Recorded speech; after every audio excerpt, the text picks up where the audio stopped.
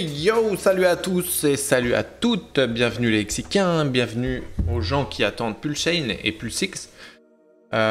Aujourd'hui une petite vidéo nouvelle, je sais que j'avais dit que j'en ferais, mais j'ai été pris par le temps, par le manque de motivation aussi de faire des vidéos. Mais me revoilà pour parler d'un sujet qui me semble essentiel à comprendre, à savoir le LP. Fournir de la liquidité aujourd'hui dans les cryptos, c'est vachement important pour plusieurs raisons. Premièrement, parce que les échanges décentralisés, comme Uniswap, qui est le premier échange décentralisé à avoir vu le jour en 2019, grappillent des parts de marché sur les échanges centralisés. Qu'est-ce que j'entends par part de marché? C'est-à-dire qu'il y a de plus en plus de volume sur ces échanges décentralisés. Alors on peut en citer d'autres, hein. Il y a KyberSwap, SushiSwap, PancakeSwap, tout ce qui se finit en swap finalement. Leur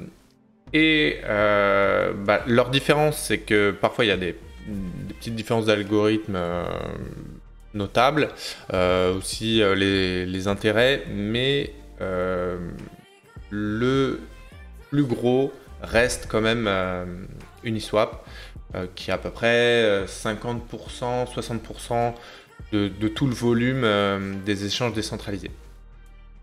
Voilà pour cette première présentation sur ces échanges. Maintenant, on va se focaliser un petit peu sur plus les pools de liquidité. Qu'est-ce que c'est une pool? Alors, une pool, en français, on pourrait le traduire par piscine. C'est l'endroit en fait où on va aller, donc Uniswap en l'occurrence, pour mettre en face à face deux tokens qui sont différents pour que des utilisateurs puissent venir les échanger. Donc c'est plus un échange centralisé qui contrôle le marché, mais c'est des gens comme vous et moi qui arrivons avec des tokens, des jetons pour que les autres puissent échanger. Alors vous me direz pourquoi faire ça? Il y a toujours des intérêts à apporter de la valeur à la communauté. En fournissant de la liquidité, vous allez pouvoir gagner des frais. Voilà. C'est bien sûr tentant, surtout quand on voit les intérêts, mais il y a des petites choses à savoir. Déjà, premièrement, pour moi, il est important d'être conscient qu'il faut un apport conséquent, je pense, pour fournir de la liquidité, pour que ça vaille le coup. Et deuxième point, il faut rester sur la durée. Alors, c'est plus difficile que quand on est sur X.com, qu'on bloque ses fonds en staking sur plusieurs années, parce que là, du coup, on n'a pas le choix. Mais, alors, pourquoi je dis que c'est pas évident? Parce que vous allez être tenté à certains moments de modifier votre position, de changer votre position, surtout si vous faites des ranges assez serrés. On reviendra sur ça, c'est un peu compliqué, surtout avec la V3, d'expliquer ça. On va partir sur déjà un exemple, Uniswap V2. Alors oui, je parle de V3, V2, etc. C'est qu'il y a eu plusieurs versions de Uniswap. À chaque fois qu'il y a eu une version supplémentaire, il y a eu des améliorations supplémentaires. Et la différence entre V2 et V3, c'est que sur la V2, en fait, quand vous arriviez, je sais pas, avec... alors, on va prendre plusieurs exemples. On va prendre Ethereum USDC et X USDC. La différence entre V2 et V3, c'est que sur V2, quand vous arriviez avec vos Ethereum et vos USDC, par exemple, vous mettiez 50% de la valeur en Ethereum et 50% de la valeur en USDC. Si vous aviez un total de 2000 € à investir, par exemple, et que vous voulez faire du LP, vous mettez 1000 $ en Ethereum et 1000 $ en USDC, vous allez sur Uniswap V2, vous les mettez en face à face, vous cliquez un petit peu sur Pool, etc. Vous validez avec votre MetaMask et vous entrez en fait dans la pool qui est déjà existante ou vous la créez. On le verra ça en pratique. Et puis ça vous fait gagner des frais.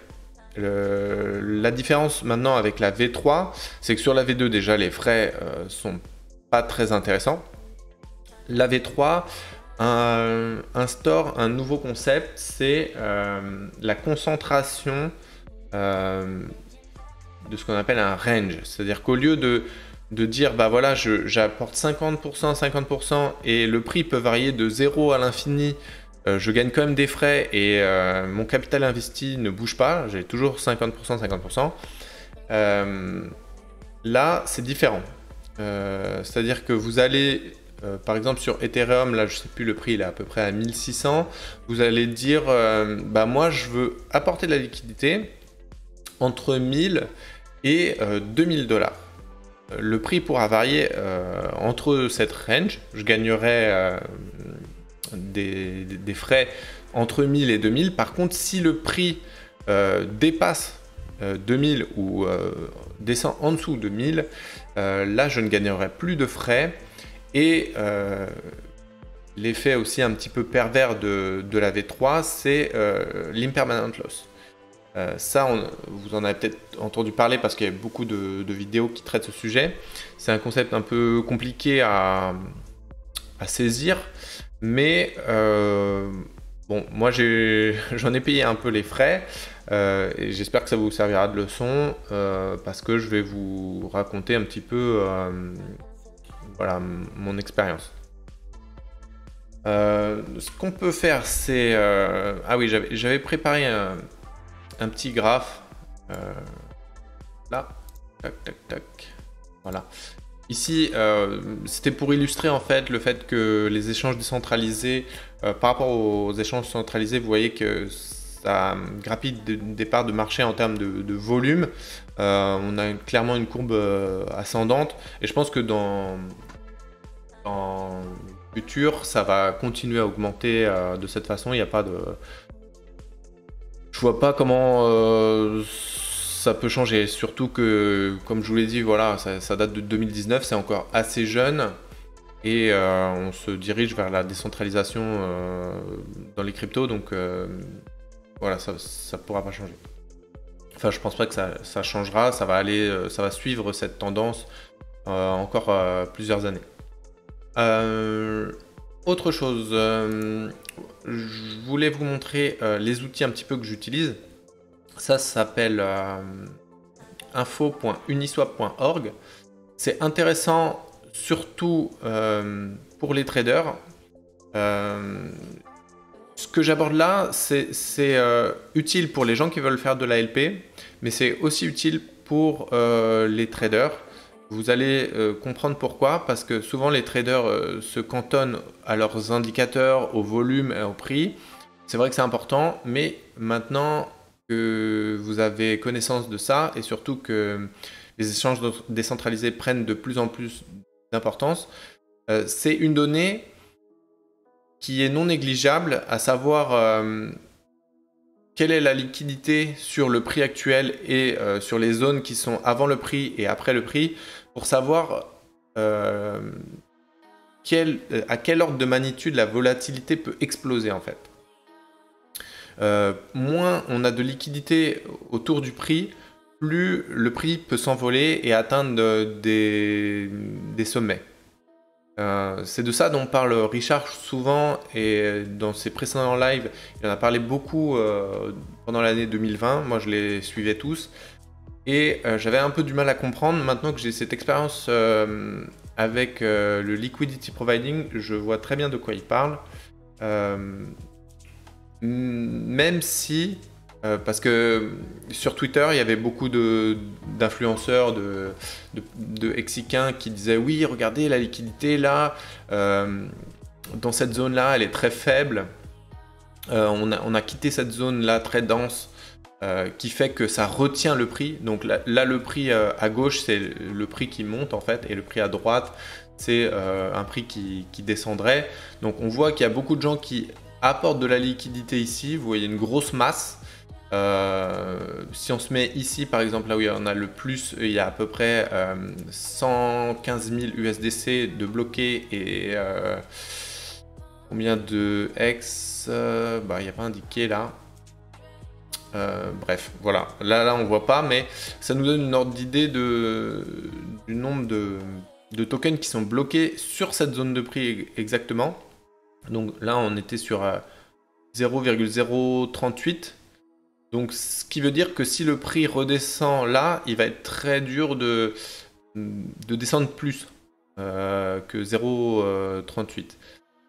Point important à noter, la liquidité bouge sans cesse. Tous les jours, même plusieurs fois par jour, il y a des gens qui retirent leur liquidité ou qui apportent de la liquidité. C'est pour ça que c'est un indicateur à avoir à l'œil. Ce site-là, info.uniswap.org, vous pouvez le mettre dans vos favoris.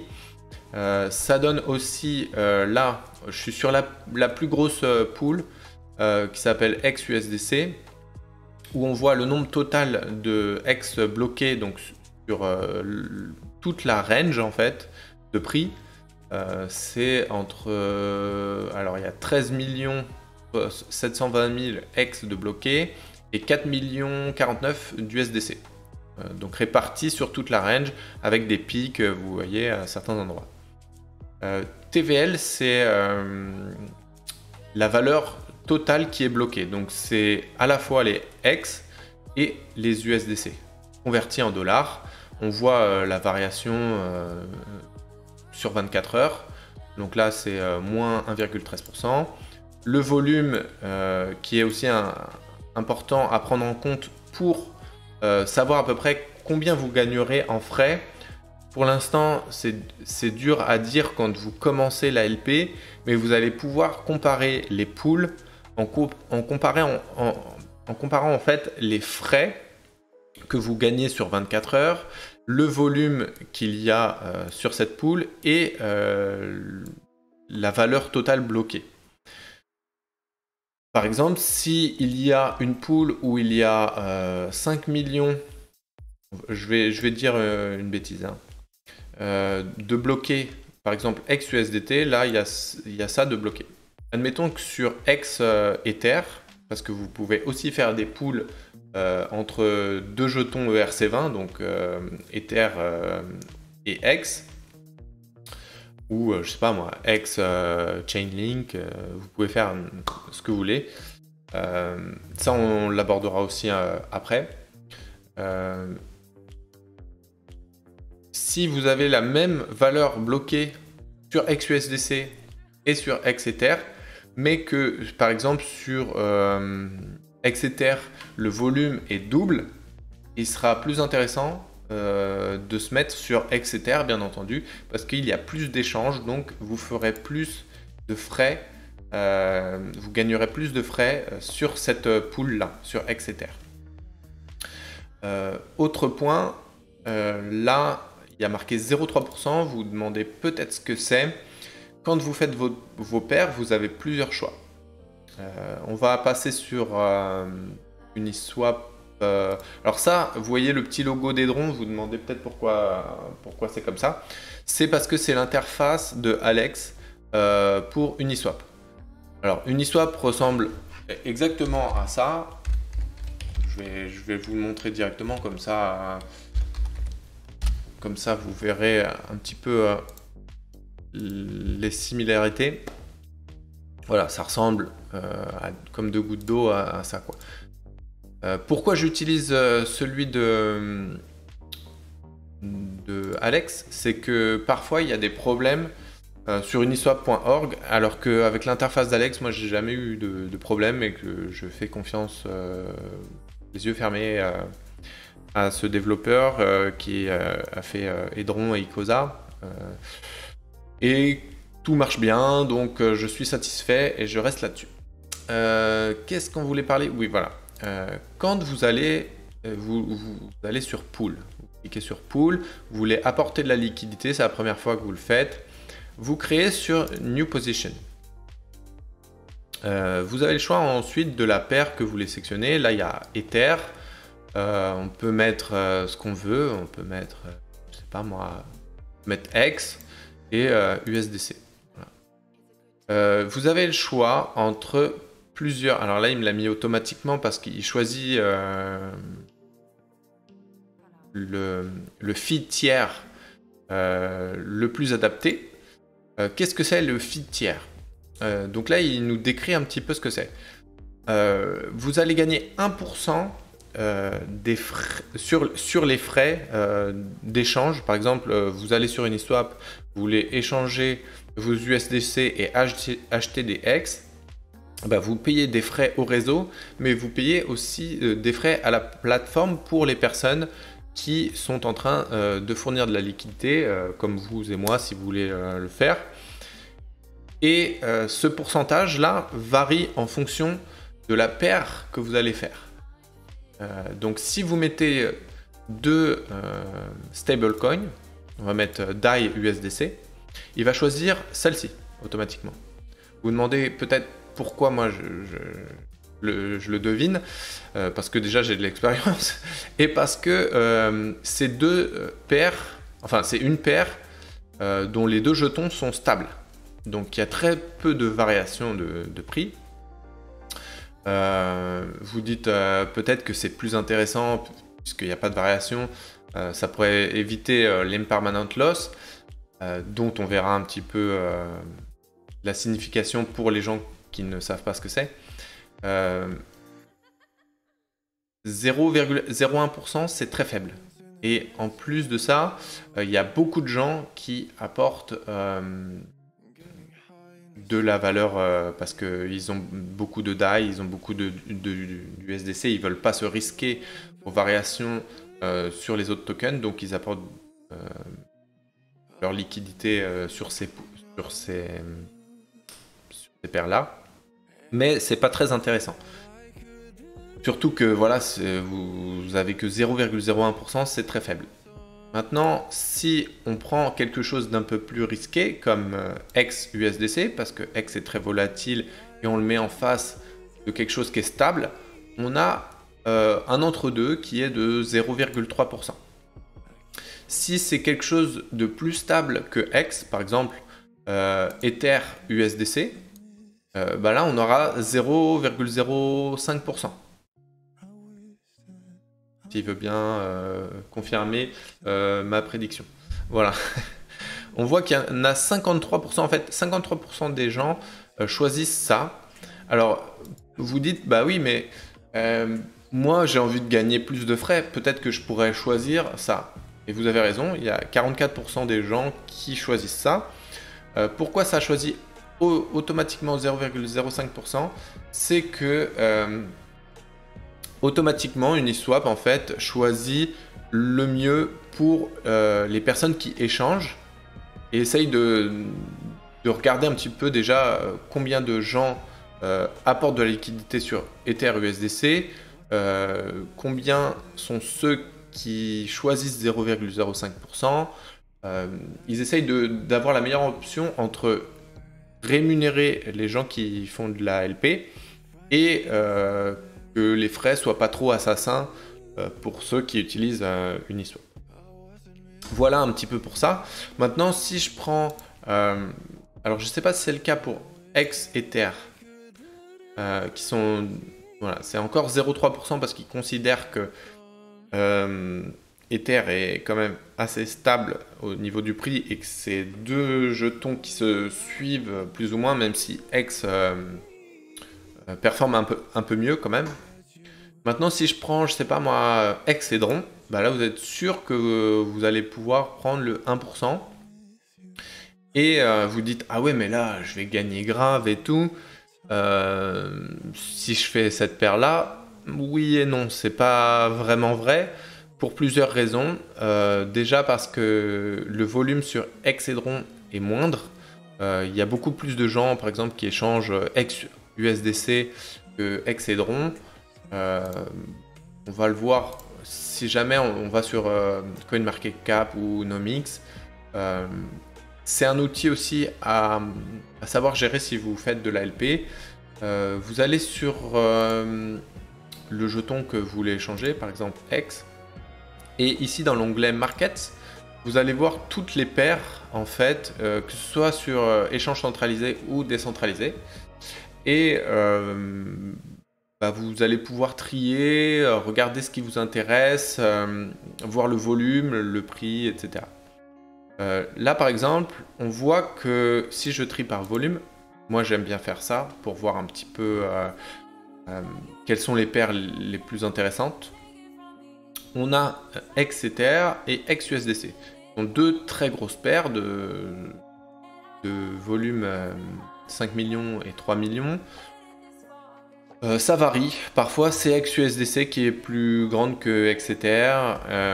Et souvenez-vous aussi, c'est pas parce que XEther a plus de volume que vous allez gagner plus en termes de frais. Il faut toujours regarder par rapport à la TVL et par rapport au volume.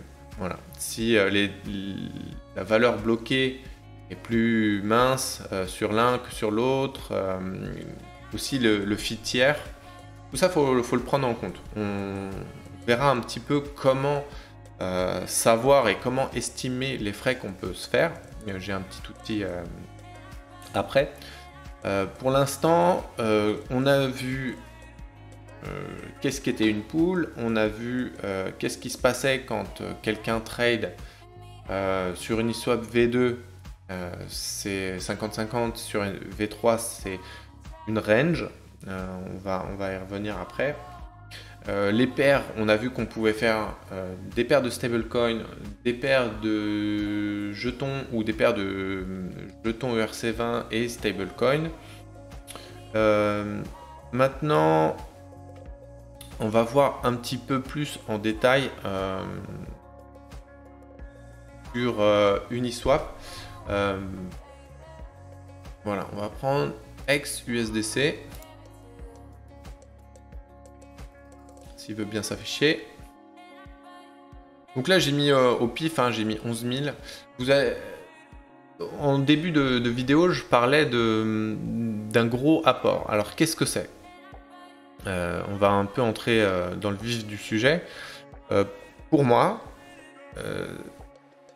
l'important, c'est que vous compreniez que c'est pas comme du staking, le liquidity providing.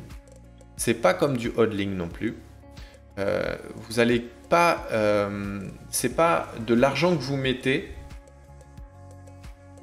dans l'espoir d'avoir beaucoup plus. C'est pas comme ça. C'est une vision différente de gagner de l'argent. Par exemple, si vous avez fait de gros gains, je sais pas si votre ex il a fait x10 ou x100, x1000, etc.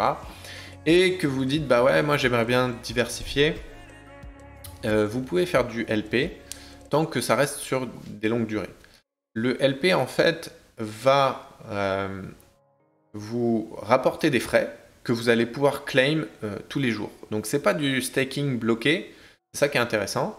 Et en plus vous diversifiez le risque parce que vous pouvez faire plusieurs paires. Si vous voulez faire XUSDC, XEther, que sais-je encore, ou des stablecoins entre eux, vous allez pouvoir mettre votre argent dans plusieurs jetons. Alors vous me dites oui, mais je peux faire du holding comme ça aussi.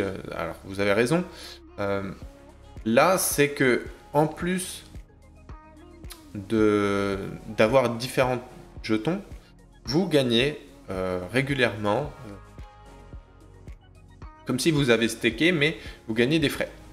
Par exemple, sur XEther, moi ce que j'aime bien, c'est que à la fois j'ai des X que je garde et j'ai des Ether.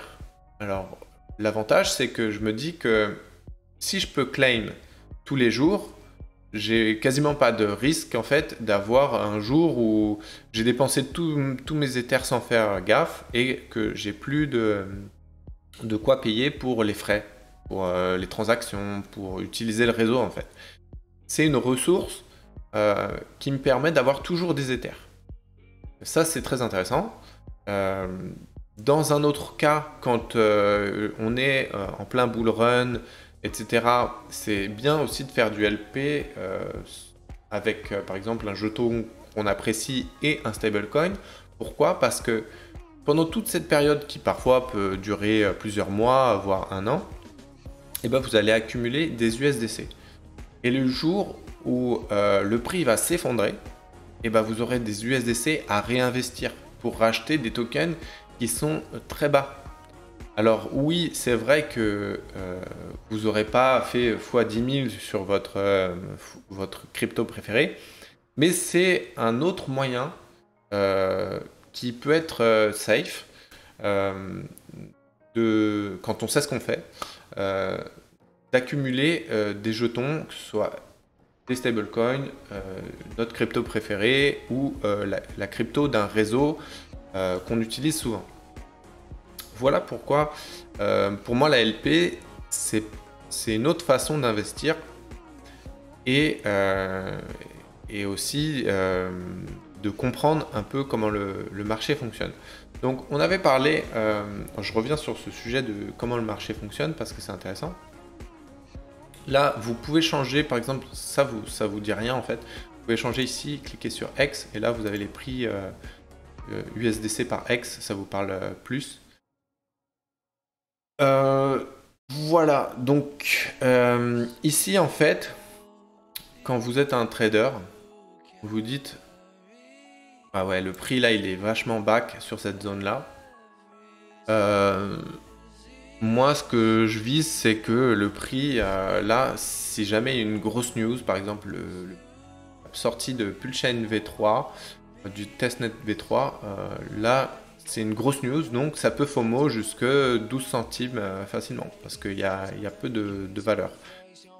Ce que vous pouvez faire, si ça vous intéresse, vous avez des X, et vous en avez énormément, par exemple.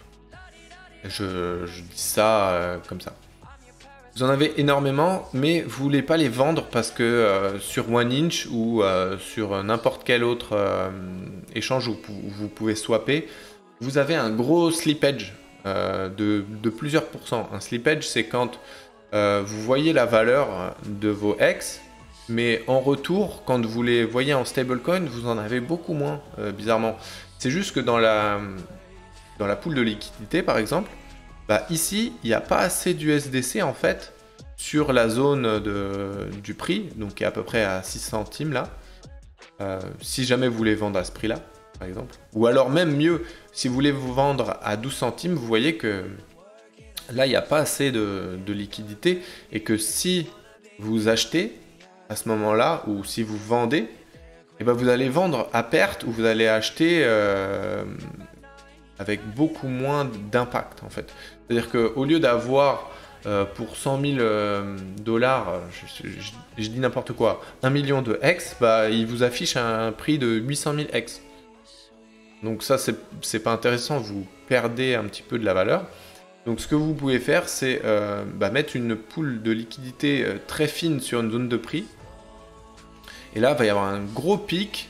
Par exemple, si vous achetez pour, je sais pas, même 10 000 ou je sais pas quelles sont vos finances, mais vous pouvez créer une pool de liquidité en fait et éviter le slippage parce que le prix devra passer par votre pool de liquidité sur cette zone de prix et échanger et en retour vous aurez des USDC. Ça c'est que si vous êtes un bon trader et que vous dites le prix il passera pas 12 centimes, que je veux vendre et que je veux éviter le slippage, bah, je mets cette zone là et en retour bah, si le prix sort juste de ma zone, j'ai plein d'USDC, je ferme ma pool de liquidité, je me retrouve qu'avec des USDC et maintenant j'attends que le prix redescende. Ce qui est possible parce qu'une fois que vous allez retirer votre pool de liquidité, surtout si vous êtes une baleine par exemple, si vous avez énormément d'argent, et ben là, au lieu d'avoir un pic parce que vous aviez mis une zone pour vendre en fait, vous allez retirer votre liquidité. Ce que ça va faire, c'est que si jamais vous aviez raison et que le prix, les gens commencent à vendre sur la zone de 12 centimes et que vous avez enlevé votre pool de liquidité, vous avez retiré vos fonds, et ben c'est comme ça, ce sera tout plat. Donc le prix va redescendre aussi vite qu'il est monté. Je ne sais pas si vous saisissez un petit peu, mais c'est vraiment intéressant de comprendre ça. Parce que en fait, on s'imagine bien que, par exemple, Godwell qui a des milliers de millions de X, lui, s'il fait des moves comme ça, il peut faire plonger le prix comme il veut. Il peut faire tampon déjà, il peut soutenir le prix pendant la montée, et retirer tout d'un coup et diriger un petit peu le prix. Alors, si c'est bien fait, vous pouvez vous en tirer très bien parce que finalement vous allez gagner très peu sur ce genre de move et vous allez pouvoir racheter en bas. Donc là, vous aurez un plus gros impact. Vous aurez énormément de X comparé à ce que vous aviez avant. Par contre, sur le long terme, ça sert à rien de faire ce genre de move. C'est pour ça que je dis que la LP, finalement, il faut avoir énormément d'argent si on veut un petit peu manipuler le prix, entre guillemets, et c'est la réalité, c'est ce qui se passe souvent. Maintenant, si vous voulez vous faire à votre échelle et que vous n'avez pas non plus énormément d'argent, moi je dirais que le minimum quand même c'est entre 2000 et 10 000. 10 000 vous êtes bien, vraiment. Sur une pool, le minimum pour moi ce serait 2000. Mais après c'est mon avis, hein. C'est que mon avis. Si vous pouvez faire, je sais pas moi, 5 poules différentes qui vous intéressent, ça fait 5 fois 2, 10 000. Ça peut être intéressant. Après, 10 000 sur une poule, c'est très bien aussi. Plus vous avez d'argent et que vous le mettez sur une poule, moins les intérêts seront intéressants aussi. Ça évite les grosses manipulations, comme je vous le disais, sur le long terme. Voilà, maintenant que vous savez un petit peu ça, on va voir un petit peu les proportions et comment ça marche, comment on peut jouer un petit peu avec ce qu'on a. Par exemple, si j'ai que des X, mais que je veux faire de la LP, il suffit de mettre une range qui est juste au-dessus du prix. Par exemple, si je me dis, bah ouais, le prix il va continuer à monter et moi j'ai envie de faire de la LP, et je pense pas qu'une fois qu'il sera monté, il redescendra sur ces zones-là. Je sais pas, vous avez peut-être une certitude que le prix de X il aille jusqu'à 5 $ l'unité. Voilà, vous avez plein de X et vous avez envie de faire de la LP sur du long terme. Voilà, le prix là il va passer de 0,63 à 0,64, il va entrer dans votre pool et là vous allez pouvoir commencer à gagner des frais s'il reste sur cette zone. Maintenant, si c'est l'inverse, vous le mettez juste en dessous du prix actuel, donc 0,062, si bien validé. Et si vous pensez que le prix va descendre, là il semblerait qu'il y a pas mal de gens qui fournissent de la liquidité d'ailleurs sur cette zone là, peut-être un peu plus, 0,03, ouais voilà. Et là vous devrez avoir des USDC. Quand le prix va passer, vous allez commencer à fournir en fait de la liquidité pour les gens qui échangent.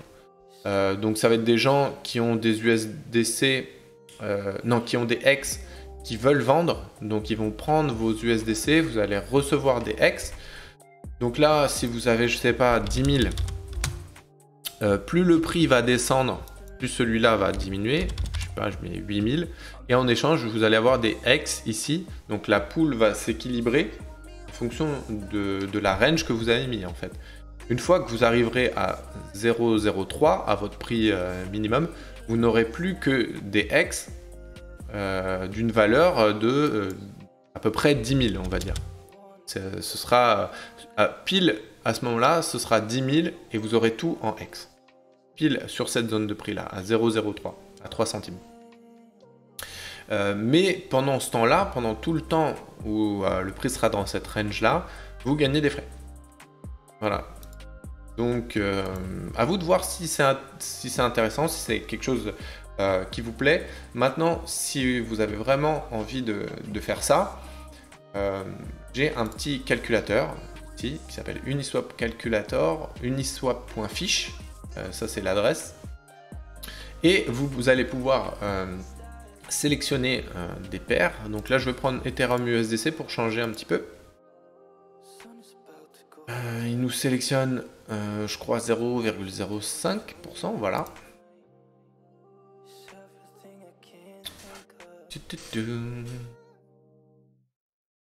Un petit peu long parce que je pense qu'il doit aller voir sur eSwap un petit peu comment est la liquidité et tout, il importe les données. Donc on a dit 1000 ou... Je vais faire 10 000 pour que ce soit un peu plus impactant pour vous, pour que vous ayez une bonne vision, parce que c'est des frais en 24 heures, donc si vous avez que des centimes, vous allez dire ah, c'est nul. Mais avec un petit peu d'argent, vous allez pouvoir un petit peu avoir une idée de combien ça peut vous rapporter. Donc là, sur 10 000, sur une zone de prix entre 1400 et 1736, il nous dit qu'on gagne à peu près 14 $ sur 24 heures. Moi, je trouve pas ça ouf parce que j'ai fait des trucs un peu plus risqués, mais il faut savoir que c'est quand même vraiment pas mal parce que si on regarde au mois, ça correspond à 4% par mois et 52% sur un an. Bien sûr, très tentant de se dire bah, je vais gagner la moitié de ce que j'ai investi. 52%, 53%, c'est énorme en fait. Mais il faut bien avoir à l'esprit que le prix, il va sûrement changer. Il ne va pas rester entre 1474 et 1736. Donc là, votre position, elle est quand même risquée parce que si on sort de cette zone-là, vous allez vous retrouver avec un seul jeton, soit USDC, soit Ethereum, et bah, vous gagnerez plus de frais. Et en plus, si vous aviez gardé que des Ethers et que le prix a fait x10, vous obtenez en fait que des USDC parce que admettons que le prix il dépasse 1736. Ok ? Vous aviez des Ethers et des USDC. Si le prix passe 1736, vous avez plus que des USDC parce que tout le monde a voulu avoir ces USDC, donc ils ont échangé leurs USDC contre des Ethers, contre vos Ethers, et vous avez plus que des USDC en sortie de range. À 1736, vous avez plus que 10 000 USDC à peu près. C'est le montant que vous avez déposé. Maintenant, si le prix il passe de 1736 à 17 000, et du jour au lendemain, ce qui est, je pense, impossible. Mais admettons, le prix peut très bien faire, je sais pas, x2 en une journée. C'est largement possible dans les cryptos. Même si sur Ether, il y a beaucoup de volume maintenant et en une journée, c'est un peu chaud. Mais pourquoi pas, à la limite, c'est possible.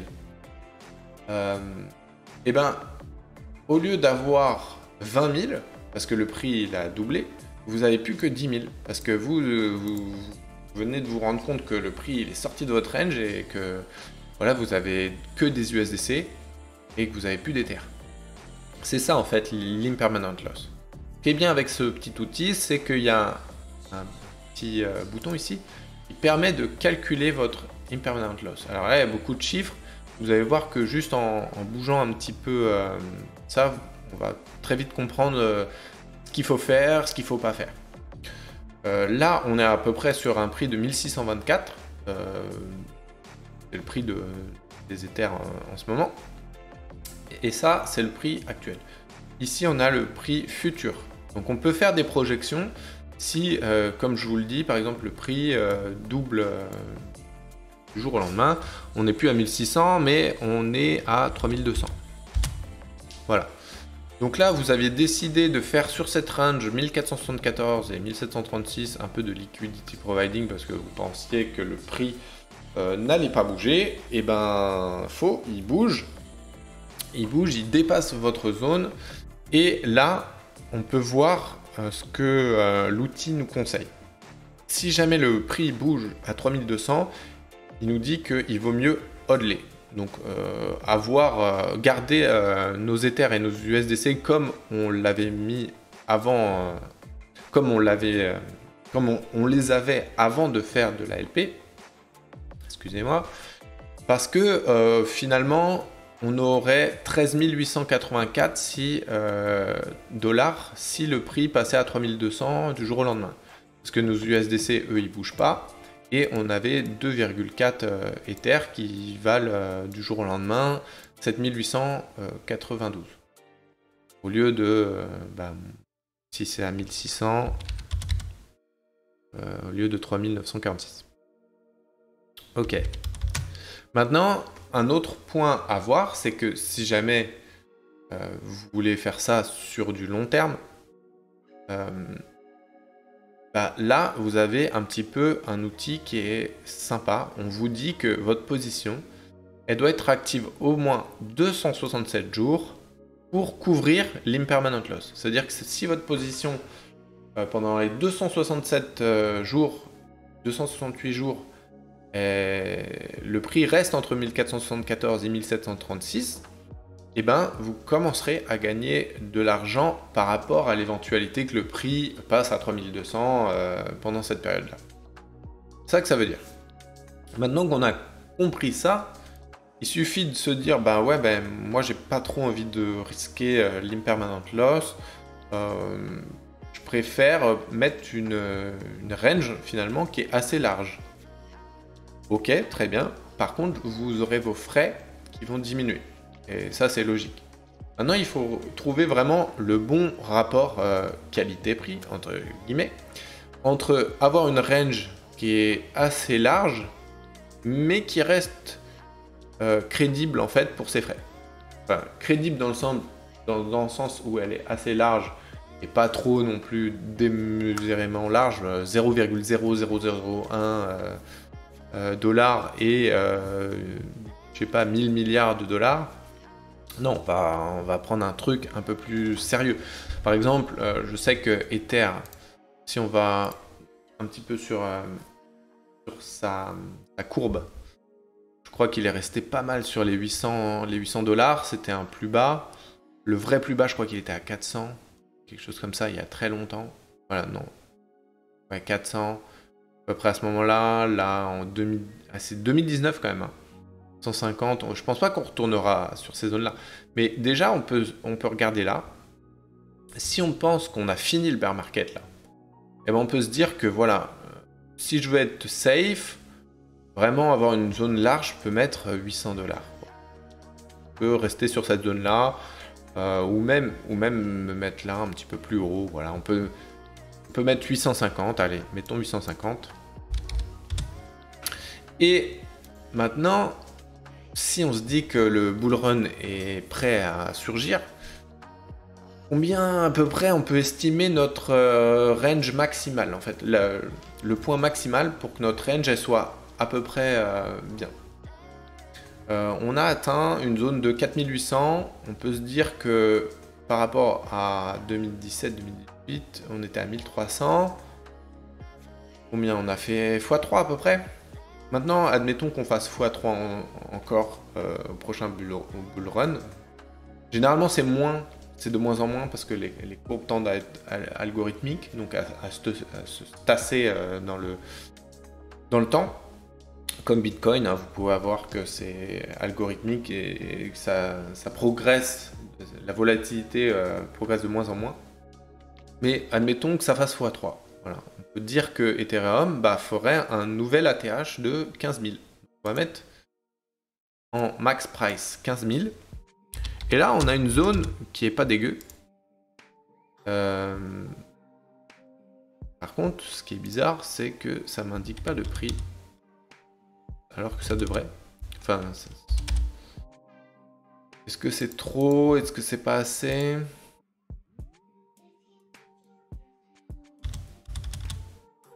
Non. Et en fait, ce qui est bizarre, c'est qu'il considère que je suis hors prix en fait. Je dis ça parce que je commence à bien connaître le truc. Ce qu'on va faire, c'est qu'on va recharger. On va se souvenir qu'on avait dit 850 à 15 000. Et on va voir si c'est l'outil qui a un petit problème. Je pense que c'est ça parce que je l'ai assez utilisé pour savoir que je suis dans le vrai. Dites-moi en commentaire ce que vous avez pensé un petit peu de cette vidéo parce que là on arrive à la fin. je parlerai aussi un petit peu... Enfin, je parlerai, non, je vais pouvoir en parler maintenant. J'ai vu les dernières semaines des gens qui se désabonnaient, et je comprends, je fais pas beaucoup de vidéos. Maintenant, je vais pas vous dire de vous abonner ou réabonner ou de choses comme ça. Je le dirai plus. De toute façon, je fais ces vidéos-là parce que quand j'ai envie de les faire, je les fais. Parce que c'est des sujets qui m'intéressent. Mais je le fais surtout aussi pour vous, en fait. Et là, je la fais parce qu'il y a des gens qui me l'ont demandé sur Telegram.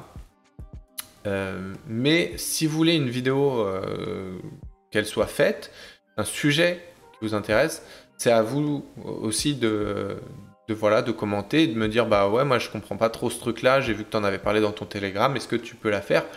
Et moi ça me motivera en fait, parce que il y a beaucoup de choses que je sais et que je pense pas à me dire ouais, il faut la faire. Je considère que tout le monde sait ce que je sais en fait. C'est un peu bizarre, mais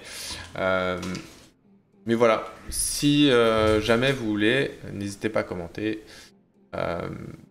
Maintenant, vous abonnez pas. Moi, ça m'est égal. Je fais ça à terme éducatif. La chaîne me rapporte rien du tout. Je le fais pas pour ça en plus. Donc voilà. Rejoignez le Telegram si vous voulez faire partie de la bande de fous qu'il y a là-bas, parce que on rigole pas mal. Voilà. Alors maintenant, on est retourné là-dessus. Est-ce que ça marche?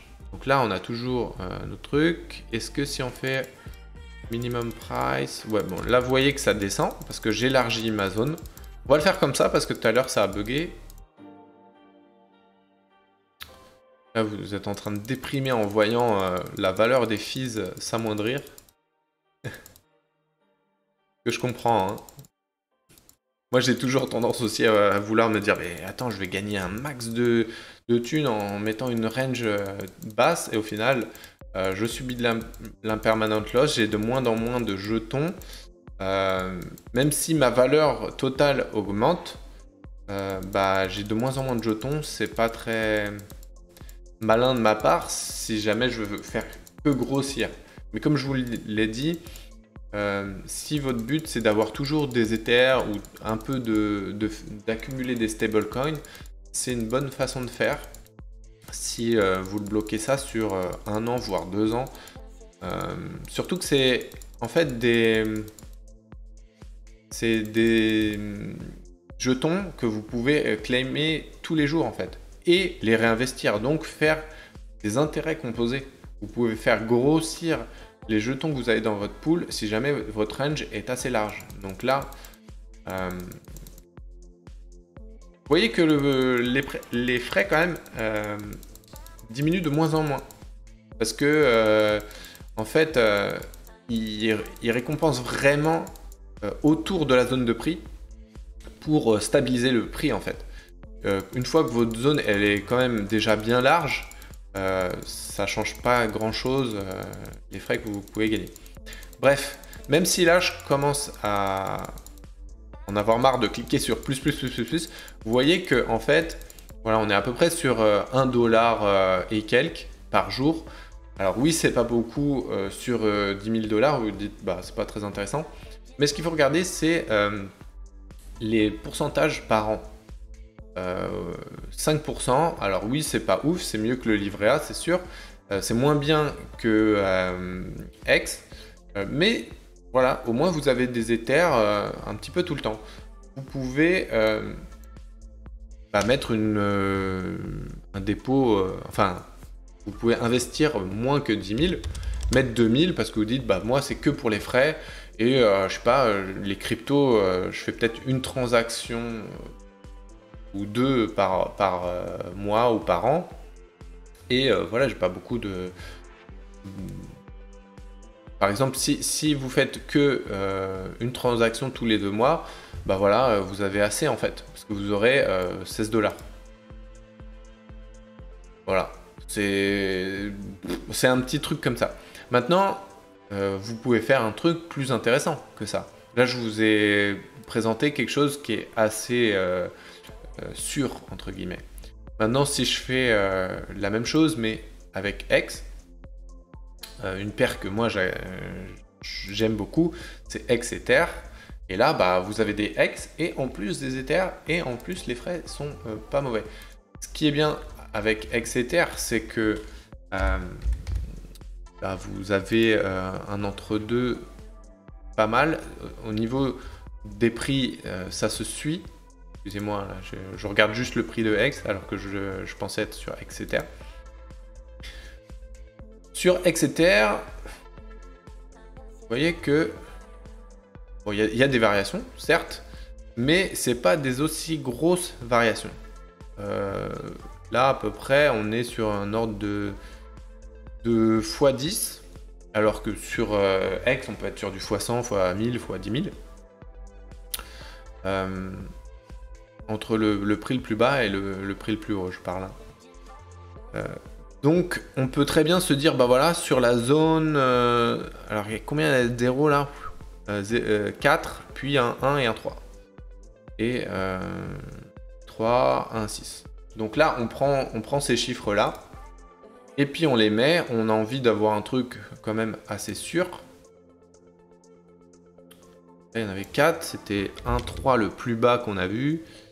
Et, alors attendez, il n'y avait que 3 zéros. Ouais, au plus haut. Je prends un truc vraiment large. Hein. Voilà, 3 zéros et un 2. Donc c'est plus que l'ATH. Et c'est une paire vraiment qui est assez sympa, en fait. On voit que là, en combien?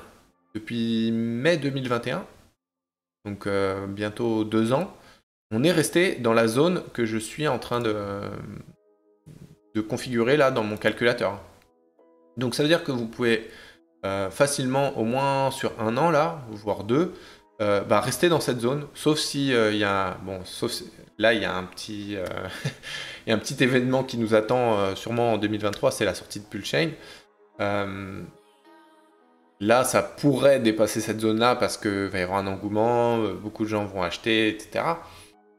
Mais une fois ça passé, vous pourrez très bien vous faire votre LP en fonction de ces techniques-là, de cette méthode que je vous donne. Donc là, on prend, là, au jour d'aujourd'hui, c'est comme ça. C'est entre ce prix-là et ce prix-là. On prend un peu plus large. Et on voit que là, bah, c'est à peu près le double de ce qu'on avait sur Ethereum USDC. Donc là, c'est plus intéressant sur un prix qui est quand même assez faible. Si on met 10 000, bah, c'est 14,69 centimes par jour. Ça fait quand même 4% par mois et 53% par an. Donc là, c'est vraiment très intéressant si jamais vous voulez vous diversifier sur une paire rentable, une paire qui est utile parce que vous aurez toujours besoin d'Ether en fait pour payer les frais. Par mois, c'est 440 $, donc c'est assez pour payer pas mal de transactions. Et puis, c'est un rendement pas dégueu, quoi. 53%, c'est mieux que X sur 10 ans, je crois, à peu près. Donc, c'est vraiment pas mal. Vraiment pas mal. Voilà, c'est une de mes paires préférées. Maintenant, vous pouvez vous amuser à regarder, à chercher la meilleure paire, comparer les paires. Retenez bien qu'il faut regarder la TVL, le volume, les frais aussi un petit peu, ça donne une ordre d'idée, mais surtout la TVL et le volume sur 24 heures. Les volumes changent, donc vous allez avoir des jours où vous allez gagner, je sais pas moi, 14, c'est peut-être beaucoup, c'est pas du tout, pour ce prix-là. Maintenant, il y a des jours où vous allez gagner moins, vous allez dire « Ah, mais ça marche pas son truc, Cachou, il nous dit n'importe quoi. » Peut-être qu'un jour, vous allez gagner que 3 $, mais le lendemain, vous allez en gagner 48, parce qu'il y a beaucoup de gens qui échangent. Ça, c'est une moyenne, en fait. Donc voilà, c'est un petit peu tout ce que j'avais à parler. Moi, je vous ai dit, je vous ai pas caché, j'ai fait des grosses pertes, presque divisé par 2 même. Je ne vais pas citer de montant, mais En tout cas, c'est tout ce que j'ai appris là-dessus en triturant, en recherchant. Si vous avez des questions, n'hésitez pas. Sur le Telegram, balancez vos questions. Et puis voilà, c'était une petite vidéo qui m'a fait plaisir de réaliser, tout simplement. J'espère que voilà, vous aurez d'autres idées. On m'en a donné dans le Telegram. Je vais essayer de m'y remettre. Je sais que je l'avais déjà dit. Je vous promets rien, comme ça vous attendez rien. Et puis on se retrouve pour peut-être un live. J'ai une petite nouvelle aussi. C'est que j'ai vu sur Twitter que Exologist avait dit que Pulchain V3 sortirait peut-être demain. Il est proche de Richard, peut-être que ça fera quelque chose, mais on n'en sait rien. Autre chose, et dernier point, je vous laisse. Keiji est revenu vers moi. Donc Keiji, pour ceux qui ne savent pas, c'est le créateur d'Internet Money, qui est un portefeuille, mais aussi deux cryptos imbriqués l'une dans l'autre. J'ai fait quelques petites recherches, mais je préfère faire l'interview comme si je savais rien, comme si c'était vous en fait qui découvriez le projet. Comme ça, j'ai des questions qui peuvent être pertinentes. J'essaierai de le faire en live. Je vais essayer. Je ne sais pas si ma connexion tiendra. Il est revenu vers moi sur Twitter pour dire je sais que je t'ai mis 2 plans. Il m'a mis quand même 2 plans. Une fois, il m'avait donné un rendez-vous. Il n'est jamais venu. Donc, j'avais un peu lâché l'affaire. Il m'avait dit Cachou, quand est-ce qu'on se fait cette interview? J'avais oublié de répondre parce que ça m'avait saoulé en fait. Enfin, j'ai pas oublié de répondre, ça m'a juste saoulé en fait. Et là, il est revenu encore. Donc, je me suis dit c'était pas fait exprès, il a quand même envie de faire cette interview, donc on la fera peut-être en live. Merci de m'avoir écouté, j'espère que vous avez appris des choses. N'hésitez pas à commenter, parce que ça me fait toujours plaisir d'avoir des retours, savoir si c'était bien. Et puis on se voit sur le Telegram. Je vous fais des gros bisous, ciao!